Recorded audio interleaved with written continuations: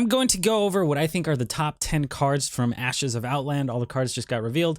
It doesn't mean these will be the top 10, and I want to know what you guys think are going to be the top 10. You know, maybe my choices won't actually even be used in the meta. I think they will, but we'll see what happens. These are all 5 out of 5 cards for me, and they're not really in any particular order. Aside from the first 3, I think this might be the best card in the set. This is Battle Fiend. It's a Demon Hunter card. It's a 1-mana 2/2, which is already kind of insane, kind of like Battle Mage. But after your hero attacks, you gain +1 attack. That's a 1-mana 2/2, which is great, with a huge upside of gaining a ton of attack, right? 1 attack per turn. And with Demon Hunter, it's so easy to attack because you have the 1-mana hero power, plus you have Twin Slice, and then you just have a lot of weapons and stuff like that. So this is a 1-mana 2/2 with a huge upside. So just a super, super strong card. And if your opponent doesn't deal with it, it can easily turn into, you know, a 3/2, a 4/2, a 5/2, and so on. So I think this is going to be a staple in almost any Demon Hunter deck, maybe even the control ones, unless it's some sort of big demon deck where it's trying to pull demons from within your deck. You know what I mean? So yeah, super, super good. Second card here is a rogue card. We got Spy Mistress, a 1-mana 3/1 stealth. Now this is just straight up better than a Worgen Infiltrator, and it's got so much attack for 1 mana. 1 mana, 3 attack, could deal with pretty much anything your opponent does on their turn. And it does have synergy with other rogue cards. Is it Ash Tongue Slayer or something that adds +3 attack and immune to a minion that's stealthed? So if you curve this into that, it becomes even more crazy. But super, super good rogue card. Really frustrating to play against because pretty much kills anything that's 2 mana. A lot of things have 3 or less health as 2 mana, so this is a great way to kind of deal with that, or just push damage onto your opponent's face. So I think we're going to be seeing a lot of Spy Mistress. We got Hand of Adal, or Adal, 2-mana Paladin card here. Not too exciting, just with the other 2 cards that I think are very, very good, but super, super good. You give a minion +2/+2, and you draw a card. So kind of similar to Blessing of Kings or Extra Arms, right? It's half of Blessing of Kings, but you also draw a card. Blessing of Kings is great. I like this more than Blessing of Kings, I think. And then Extra Arms. Extra Arms was actually busted at 2 mana, and they reverted it, right? You did get a +2/+2 card, and then you had pretty much Twin Spell where you got to +2/+2 again. But yeah, this is just a great way to cycle and to buff a minion on your board. So Hand of Adal, going to be seeing a lot of play. Plus, it does seem like Paladin is moving towards that that minion buff direction with Lady Liadrin. So I think you're going to see this not only in aggro decks, but in those slower Lady Liadrin control buff decks. Okay, those are my top 3. Now the rest of the 7, and this was hard. I felt like I had like a top 15, 16, but I ended up chopping it down a little bit. So I'm sorry if I don't cover a card you think is busted. Let me know in the comments below. So what I think is the best prime card here is actually for Paladin. We got McGurgle and McGurgle Prime. Did I say that right?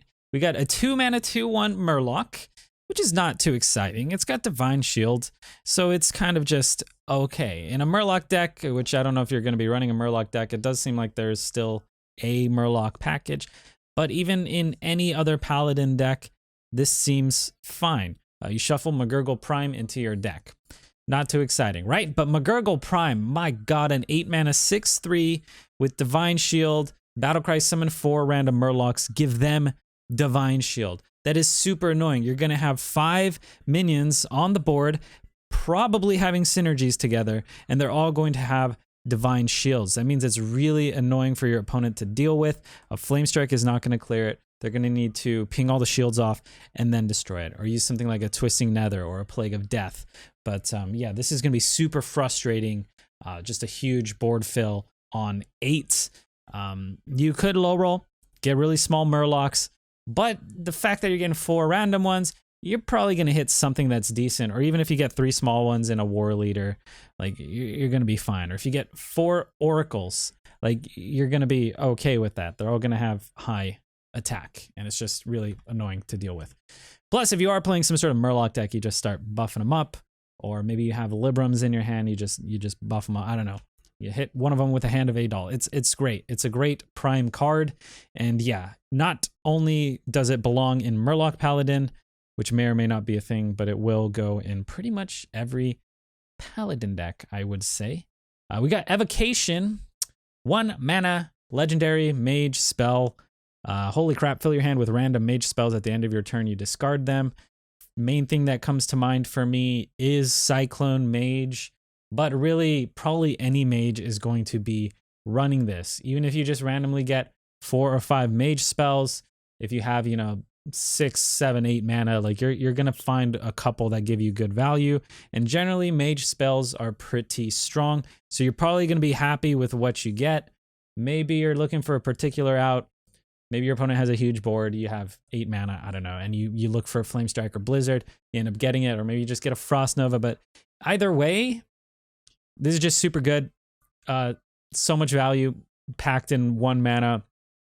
Of course, you don't want to use this early. You want to use this when you have more mana later on. But imagine even using this with like Sorcerer's Apprentices, where you put a couple apprentices down, you just plop those ladies on the board, and then this is 0 mana.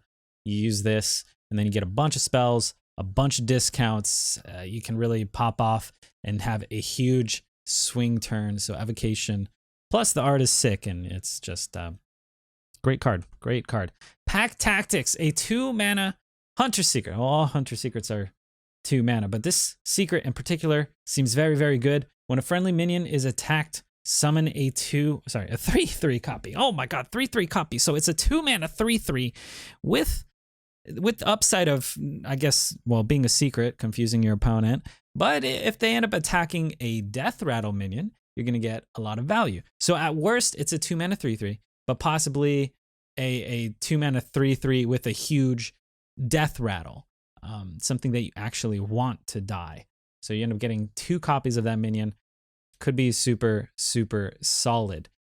Maybe people are going to start playing around this by just going face or something, but maybe you just throw a taunt on that minion. Also, this isn't a beast. That has to be a hit, right? It could be anything, so any kind of taunt that you throw in. So Pack Tactics seems very, very strong. Probably going to be ran in a lot of Hunter lists. Just a super strong secret that I think we'll see play until it rotates out. Way better than Snake, in my opinion. Well, Snake is 3/3 worth of stats as well, right? But they're all 1/1s, and you don't have that upside of possibly having a Death Rattle. We got a card maybe slipping under the radar here. We got Overgrowth, the Druid card at 4 mana where you gain 2 empty mana crystals.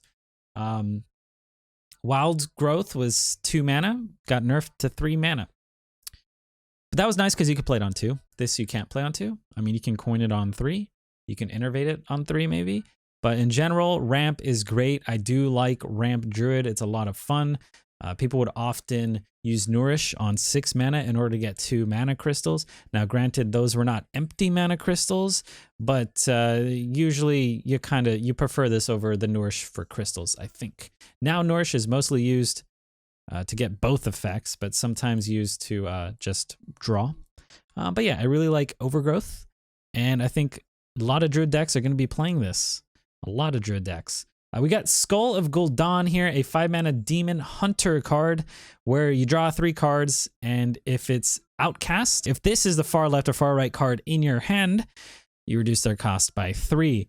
So draw 3 cards and reduce a total of possibly 9 mana. So you're making mana by playing this thing. This is always going to cost 5, but the fact that it can reduce the cards you draw by 3, maybe you play this on 5, it's your far left card, your far right card, and you end up playing the 3 cards that you top deck or something like that. This card is super good.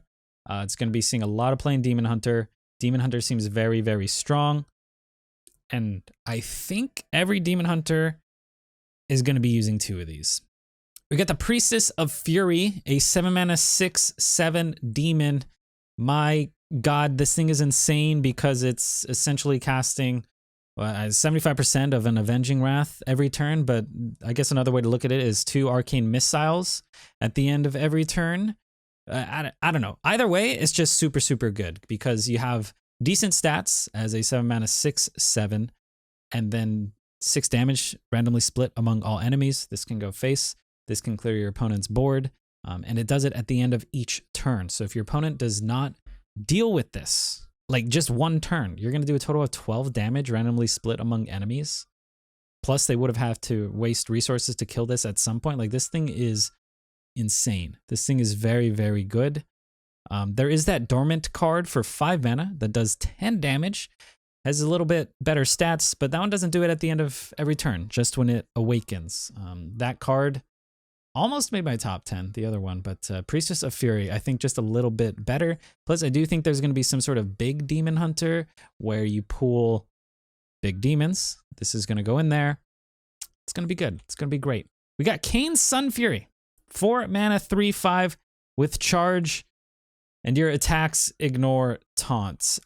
This is just super good. It's a little bit confusing because they got rid of Leroy. They're trying to get rid of charge, and then they give Demon Hunter charge. Now, when I have seen Demon Hunter played, it does seem like taunts are a little bit annoying. So maybe they felt like they just needed this ability to ignore taunts and to charge.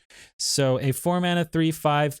If this was a rush, it'd still be kind of decent, right? It'd still be pretty dang good. But the fact that it has charge and can go face makes this a little bit scarier, quite a bit scarier.